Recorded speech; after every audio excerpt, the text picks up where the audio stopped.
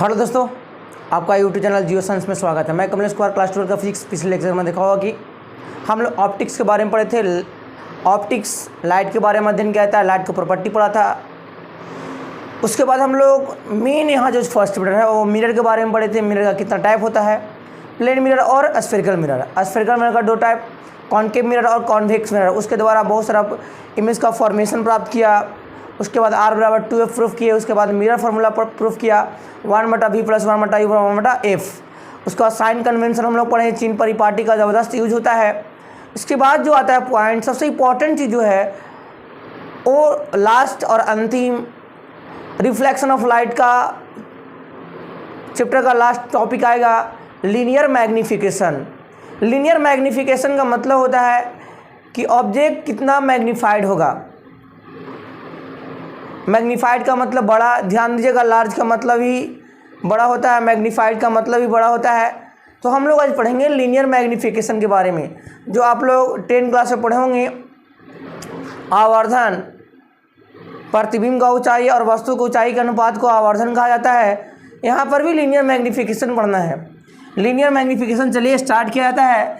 Linear magnification है क्या, उसका डिफिनेशन क्या होगा। लीनियर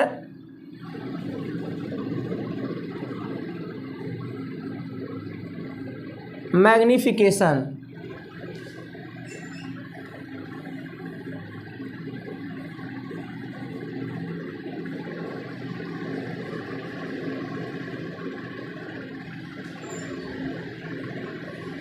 लीनियर मैग्नीफिकेशन क्या है।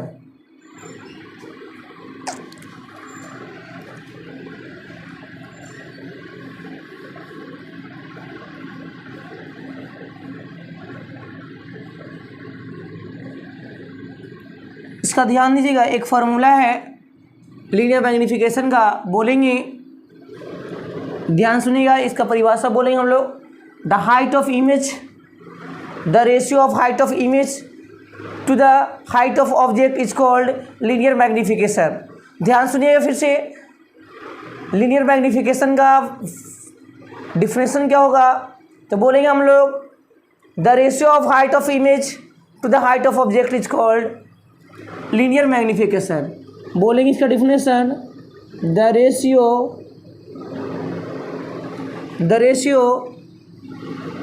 ऑफ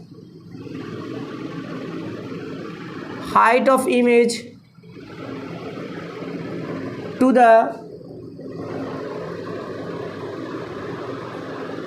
हाइट ऑफ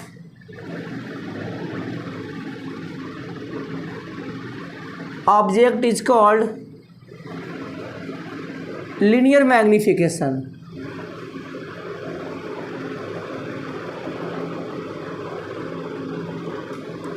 मैग्नीफिकेशन कहने का तात्पर्य हुआ कि यदि कोई मिरर है, कॉन्केव या कॉन्वेक्स मिरर है, चाहे रियल बने या वर्चुअल बने, उससे कोई मतलब नहीं है। यहाँ ध्यान देना, m का वैल्यू आएगा, वहाँ डिपेंड करेगा। यदि ऑब्जेक्ट यहाँ पर ये रखे हैं, वो यहाँ पर रख दिया और प्रिंसिपल एक्सिस के किसी पॉइंट पर इमेज का फॉर्मेशन जो होगा, ये इमेज बन गया और ये ऑब्जेक्ट है, तो जो इसका फार्मूला होगा बोलेंगे हम लोग लीनियर मैग्नीफिकेशन का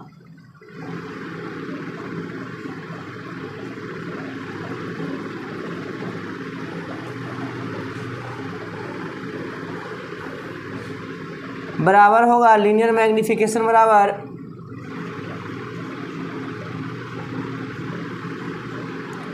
लीनियर मैग्नीफिकेशन बराबर होगा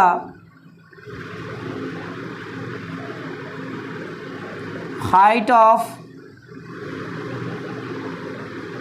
इमेज, हाइट ऑफ ऑब्जेक्ट। यदि हाइट ऑफ ऑब्जेक्ट h0 मान लिया, इसको मान लिया hi, तो हम लोग लीनियर मैग्नीफिकेशन का सिंबल होता है m बराबर हो जाएगा hi/h0, वेयर hi जो है हाइट ऑफ इमेज है h नॉट जो है h ओ जो सिंबल है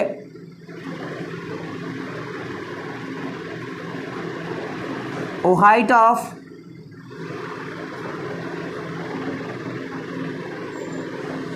ऑब्जेक्ट है। एक और फार्मूला होता है m बराबर minus v by u, where v का मतलब हो गया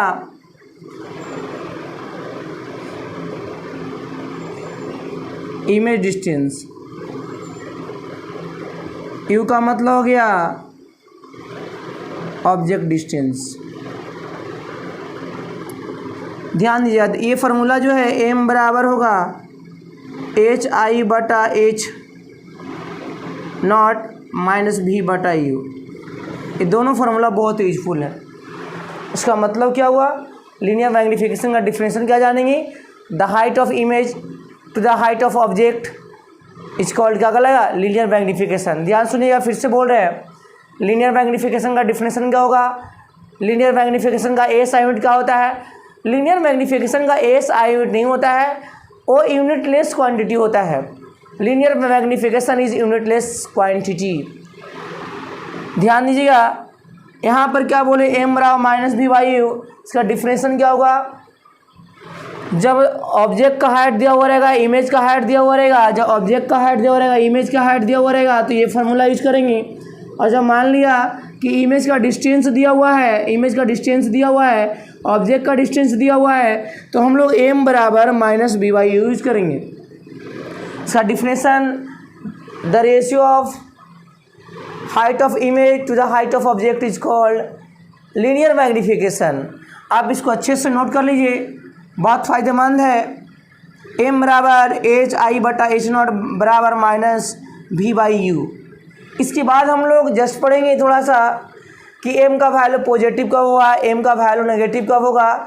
ये भी बहुत बड़ा फैक्टर आता है, m का वैल्यू पॉजिटिव कब लेंगे, m का वैल्यू नेगेटिव कब आएगा। ध्यान दीजिए थोड़ा सा, हम लोग पढ़ चुके हैं चिन्ह परिपाटी में कि ऊपर का वैल्यू क्या होगा प्लस, नीचे का वैल्यू क्या होगा माइनस। ध्यान दीजिए, यदि हाइट दिया हुआ है, थोड़ा समझने वाली बात है, बहुत कम स्पेस में हम आप लोग को समझा रहे हैं।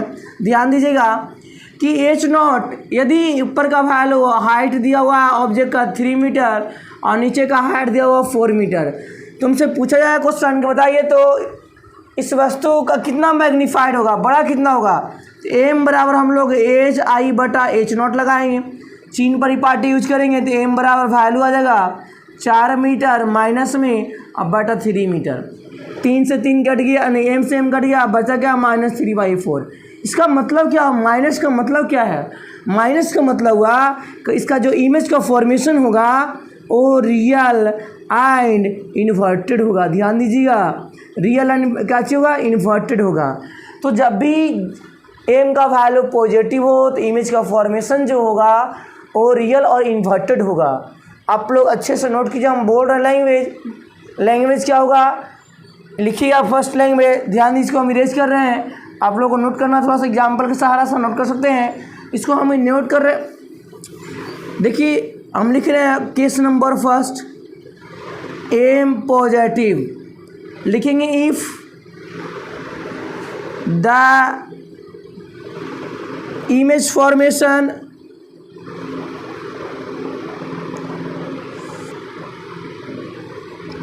of object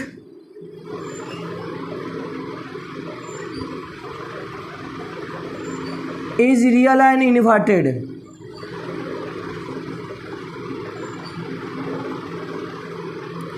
इन्वर्टेड क्या होगा, वास्तविक और उल्टा होगा। थोड़ा ध्यान दीजिए, प्लस में रहेगा तब, सॉरी यहाँ माइनस होगा, थोड़ा ध्यान दीजिएगा, मेकिंग द मिस्टेक। m बराबर जो माइनस पॉजिटिव यहाँ लिखा हुआ है, यहाँ नेगेटिव लिखा हुआ है, ध्यान दीजिएगा थोड़ा सा, यहाँ पॉजिटिव लिखा हुआ था, पॉजिटिव कब होगा जब वर्चुअल और रियल होगा तब। m का वैल्यू नेगेटिव, इसका मतलब लीनियर मैग्नीफिकेशन जब नेगेटिव आएगा तो वहाँ पर इमेज का फॉर्मेशन जो होगा वो रियल अनइन्वर्टेड होगा। यदि इसी को चेंज करते एम का वैल्यू पॉजिटिव करते हैं तो यहाँ पर जो वर्चुअल और यहाँ पर क्या हो जाएगा अपराइट जाएगा। कहने का मतलब हुआ यदि इमेज का फॉर्मेशन ऊपर ही होगा तो ये भी प्लस ये भी प्लस, तो आप लोगों को पता है कलाई भाग दिन इमेज का फॉर्मेशन होता है तो उसका जो प्रकृति होता है, नेचर होता है इमेज का, वो वर्चुअल एंड अपराइट होता है। चलिए, तो आप लोग समझ में आ गया होगा कि एम का वैल्यू पॉजिटिव कब आएगा, नेगेटिव कब आएगा। यदि एम का वैल्यू पॉजिटिव आता है तो कब रियल बोलेंगे कि वर्चुअल बोलेंगे। तो याद कर लीजिए आप लोग, जब एम का वैल्यू पॉजिटिव आ गया +3 +4 +5 तो हम लोग समझ जाएंगे कि इमेज फॉर्मेशन जो होगा वो वर्चुअल एंड अपराइट होगा। यदि एम का वैल्यू नेगेटिव में आता है, ठीक है, माइनस में आता है 3, माइनस में आता है 4, तो हम लोग बोलेंगे कि इसका इमेज का जो फॉर्मेशन होगा वो रियल एंड इन्वर्टेड होगा। और रियल एंड इन्वर्टेड सिर्फ ओनली फॉर एक ही मिरर में बनता है, वो है कॉनकेव मिरर। आप लोगों को पता है कि वास्तविक प्रतिबिंब जो होती है खाली अवतल दर्पण में बनती है, और वर्चुअल जो इमेज होता है वो कॉनकेव में बनता है, कॉन्वेक्स में बनता है और प्लेन मिरर बनता है। यहाँ से ऐसे भी क्वेश्चन कहा जा सकता है, एम का वैल्यू यदि पॉजिटिव और नेगेटिव दिया हुआ दोनों, तो बताइए तो कौन सा दर्पण का सिंबल दिखा रहा है, तो हम लोग बोलेंगे कॉनकेव मिरर, क्योंकि कॉनकेव मिरर में इमेज का फॉर्मेशन जो था वो बोथ था रियल एंड वर्चुअल था, क्योंकि वहाँ दोनों दर्पणों के द्वारा उस दर्पण के द्वारा दोनों इमेज का फॉर्मेशन होता था, वास्तविक और काल्पनिक दोनों। परंतु कॉनकेव, जिसको उत्तल दर्पण कहते हैं, प्लेन मिरर, इसका मतलब समतल दर्पण, जिसमें क्या होता है हमेशा के लिए उसमें सीधा ही प्रतिबिंब बनता है। और कॉनकेव में वो इमेज का फॉर्मेशन ऑब्जेक्ट के अनुसार वहाँ पर दिखाया जाता है। जब कोई ऑब्जेक्ट को पोल और फोकस के पीछे रखेंगे तो इमेज का फॉर्मेशन जो होगा वो तभी वर्चुअल और अपराइट होगा। ध्यान दीजिएगा आप लोग। तो दो चीज़ नोट कर लीजिए, पॉजिटिव होगा, फर्स्ट क्या बोला कि जब एम का वैल्यू नेगेटिव होगा तो रियल एंड इन्वर्टेड। यदि पॉजिटिव होगा, सेकेंड केस में पॉजिटिव होगा, तो यहाँ पर कर देंगे हम लोग वर्चुअल एंड यहाँ कर देंगे अपराइट या इरेक्ट।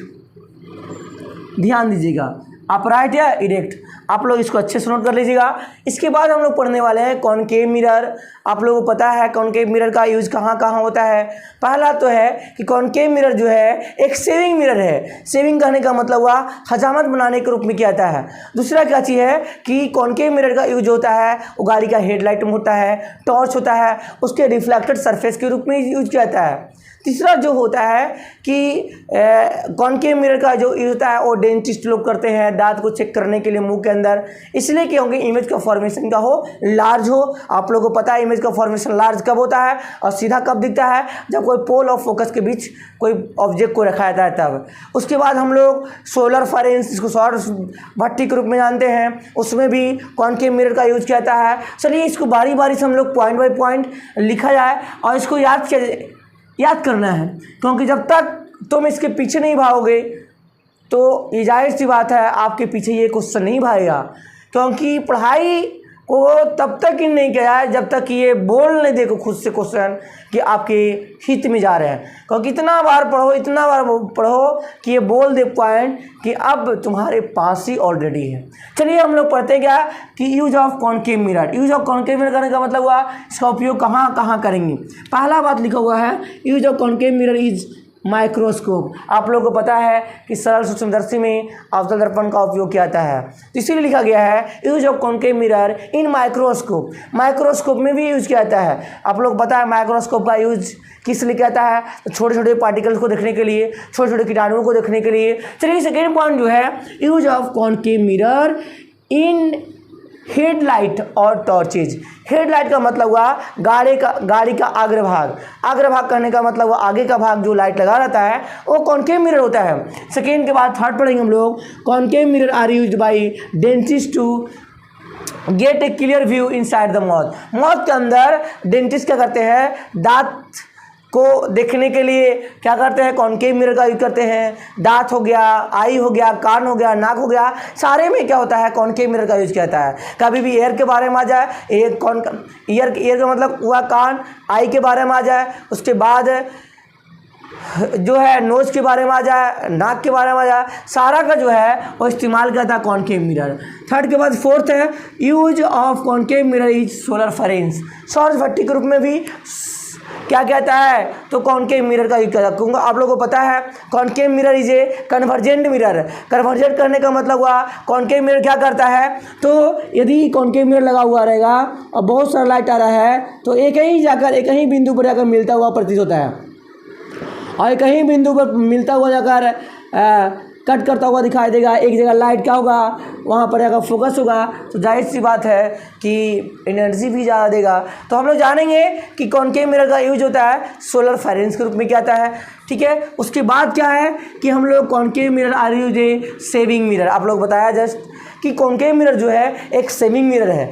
तो सेट ए लार्ज इमेज, क्या करता है, वो लार्ज इमेज को दिखाने के लिए क्या आता है। जिससे हम लोग दाढ़ी बनाने के रूप में जाते हैं, बाल कटाने के रूप में जाते हैं, तो वहाँ जो लगाता है कि छोटे छोटे बाल को बड़ा करता है, इसका मतलब क्या है, वो कॉनकेव मिरर है। उसके बाद सबसे इम्पॉर्टेंट और अंतिम लेक्चर जो आपका है यूज ऑफ कॉन्वेक्स मिरर। इसके बाद क्या होगा, रिफ्लेक्शन ऑफ लाइट खत्म होगा। आप लोग रिफ्लेक्शन ऑफ लाइट की वीडियो को अच्छे से याद कीजिएगा, पढ़िएगा, तभी आपके पास ये उपस्थित हो सकता है। नहीं तो ये क्या एक बार निकला और सिलेबस आगे बढ़ता जाएगा तो आप परेशानी से खुद झेलेगा। आने वाला टाइम जो है बहुत नज़दीक समय आ रहा है, 4 से 5 महीना बचा हुआ, तो आपका तैयारी यही 4-5 महीना में आपका तैयारी पूर्ण करना होगा।